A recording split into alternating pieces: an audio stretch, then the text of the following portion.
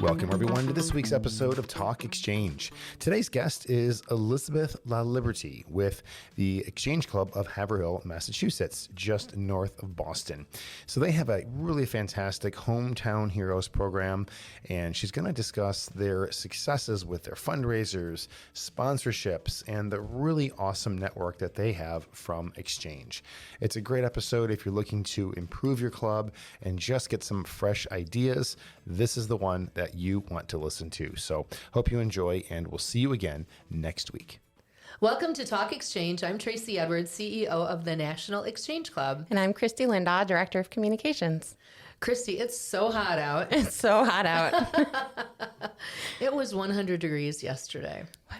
I know. I feel like we're in an oven. I know. So by the time people are listening to this, it's probably died down. But you know, when it's that hot and people aren't used to it, that's literally all they talk about. I think that's all I know about people right now is how hot they are. Well, it's funny too. One thing that people tend to say, which I think is really funny, is it hot enough for you?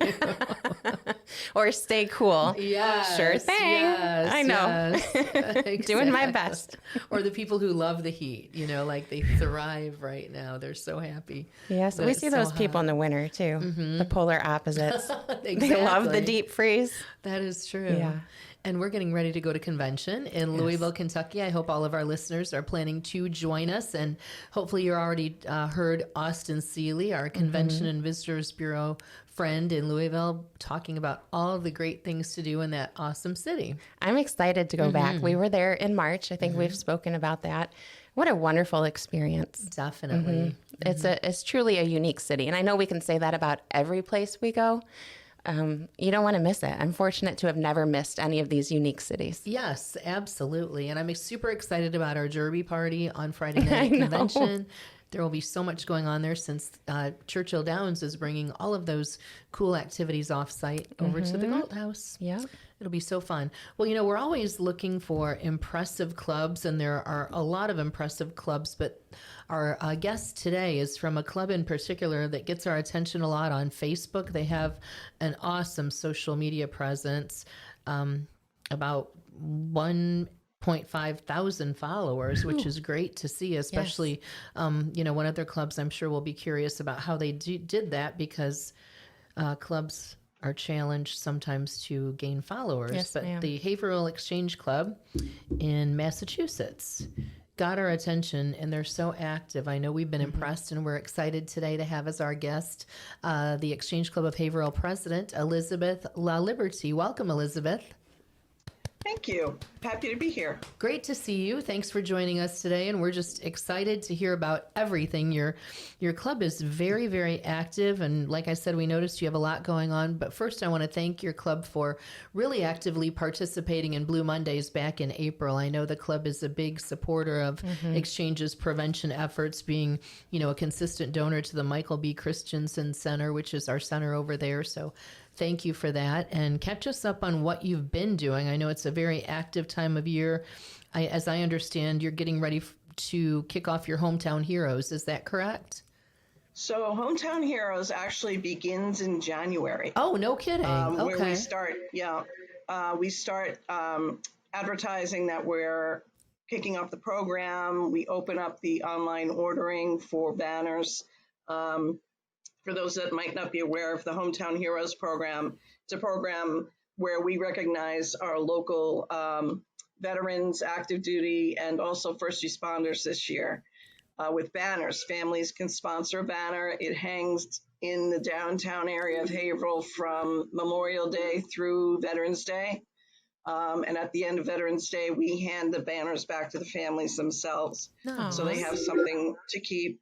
But we usually spend from January through about April ordering, getting everything proofed and properly, verified. And then we start, the DPW in Haverhill starts to hang them sometime in May so that they're ready for Memorial Day kickoff. Nice. So, yeah. What a great project. How many banners are there typically? I think, somewhere around 150 to 180. Depends. That's a lot of proofing. Definitely, yes. Well, fortunately, we don't have to do all the proofing. There's a company that is run by veterans who focuses on this. And recently, two of our chairs were able to loop in a local printing company so that we could do the first responders to increase our exposure and their exposure, actually. So when you walk downtown Haverhill, any number of streets, you're going to see somebody that you know. Lovely. It's a really neat thing. Oh, that's awesome. Definitely cool. So why don't you catch us up on then what's been going on lately? What's the club's focus right now?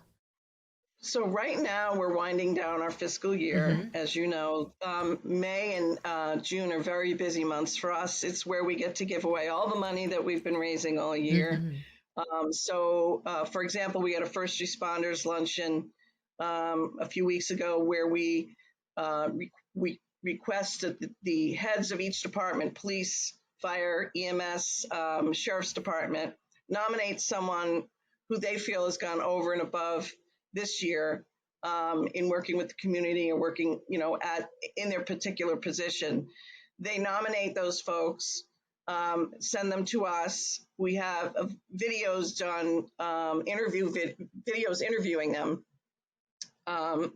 And then we have a luncheon where their families are welcome, they're recognized. And this year, instead of getting a plaque, they got a banner that is hanging out downtown in Haverhill. So that's really cool. It's kind of a nice way to recognize them a little differently. Plus, it gives the club exposure because on the back of each one of these banners, it says the Haverhill Exchange Club on it. So and more exposure for your winners, too. I love that, too, right? Instead of a plaque that they hang at home, the community sees this. That's a brilliant idea. Yes. Yeah, we've had a lot of people continue to ask us if they can do it. And of course, we're more than happy to let them. Yes. So, so that they're currently hanging in downtown Haverhill right now. So tell us a little bit about some of the funds that you give back. I'm honestly, when we were preparing for this podcast, I went back and kind of did some refreshing, and I was amazed at how much money you've been able to give away this summer, this spring. So it's a combination of things. We hold several major fundraisers. We have a fall fundraiser. We have the St. Patrick's Day breakfast, which are two of our major ones. And Hometown Heroes has been actually a very successful fundraising program for us as well the last few years. So we have a combination of, we look at a project and say, okay, so, if it's a fundraiser, what's the audience going to be? Who are we trying to reach out to? What's the message we're trying to incorporate into the fundraiser? And typically in the fall, it changes so much. I can't even say if it's a hilly hunt, which is a scavenger hunt, which it's been the last few years. But during COVID, for example, we couldn't do a fundraiser in the fall if we had everybody in one room. So someone came up with the idea. I think it was Michael Joy, a member of our club, came up with the idea, why don't we do a scavenger hunt where people are in cars? And we put all of the locations around Haverhill, and the questions are things about Haverhill history. Go to this place, go to that place. There were prizes at the end, and they had to pay, $250 a car for up to 6 people if they had a van. So we would get that money in, and then we also reach out to sponsors. There are a lot of folks in Haverhill who have their own companies, and also many of the larger banks here like to be involved in those kinds of things. They want their name on it. So we offer sponsorships for them, or we provide advertising for them throughout the event itself, and then at the party afterwards. So we try to do it a couple of different ways. This year, we made the decision because we have so many events that people want to participate in. The larger companies, we find we're going back to them more often, is to do a yearly package. So for corporate type companies that are like Fortune 100, Fortune 500, that have a donation calendar, if you will, I don't know how else you would call it, but each year they have a bucket of money that they earmark for particular programs in the community. I know with Hewlett Packard, who I worked for many years before I retired, theirs was focused on education. So if you went to them with a request for donations that was tied to an educational objective, they would be very likely to donate to you. So what we've done is now put together a program. We're in the process of voting it to be able to use it next year. Is a program where once a year we present our calendar, we present our fundraising levels to these companies, and we start very high and we kind of say, okay, instead of coming back to you 3 times this year, if you provide us this money and you pick the events you want to support, we'll put your name on them as premium sponsors, golden sponsors, whatever it might be, depending on the level of donation. And then we won't bother you till next year. Oh, that's a great idea. So that helps us with the bigger companies. The smaller ones, the medium-sized mom and pops, some of them don't like that idea. They like a particular project. That's all they want to do. And that's fine. We try to come to them where they are. And a lot of folks have said to us, well, their fiscal year is January to December, and ours is July to June. It really shouldn't matter. If you want someone to donate to you, you have to say, okay, well, our fiscal year is X. It shouldn't affect our bottom line so that we can't align with yours. Right. So we've been able to have that conversation, and the programs, we're putting the final touches on it now. So hopefully we'll be able to kick that off next January.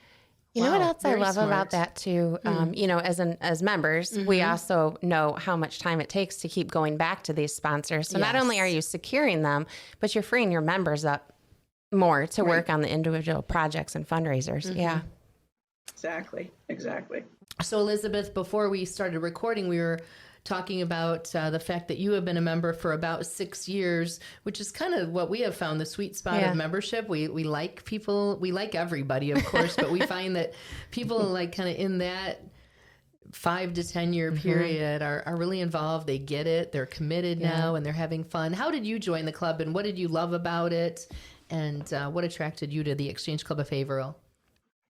Yeah, I joined the club when I retired. I retired from HP in 2018 and started my own law practice, solo practice. And I wanted to get more involved in the community. Unfortunately, my job is out of town and I traveled a lot. So I wasn't able to be as involved in the community as I wanted to be. So this was a great opportunity. My husband joined as the fire chief in Haverhill at the time for his work.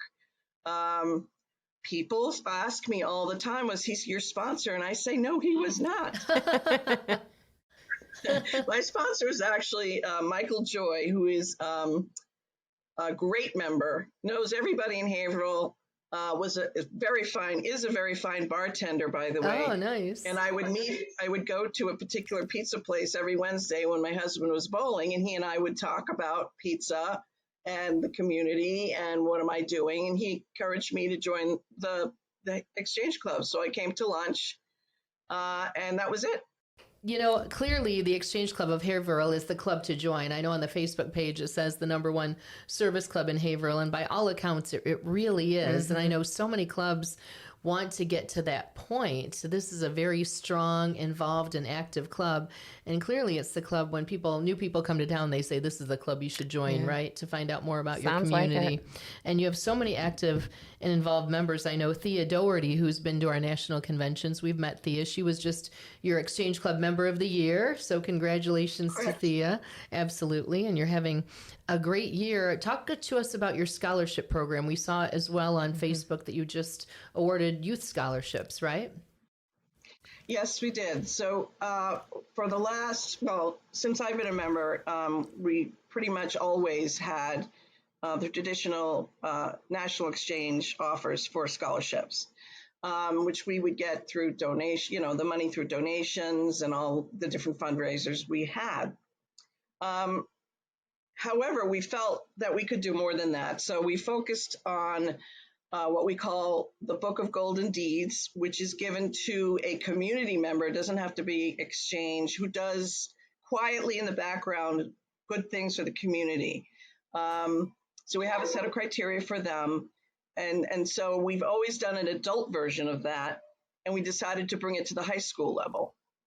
And you would not believe the number of teens out there that are doing amazing projects. It's just exhausting to read them because I don't know where they get the energy. Right.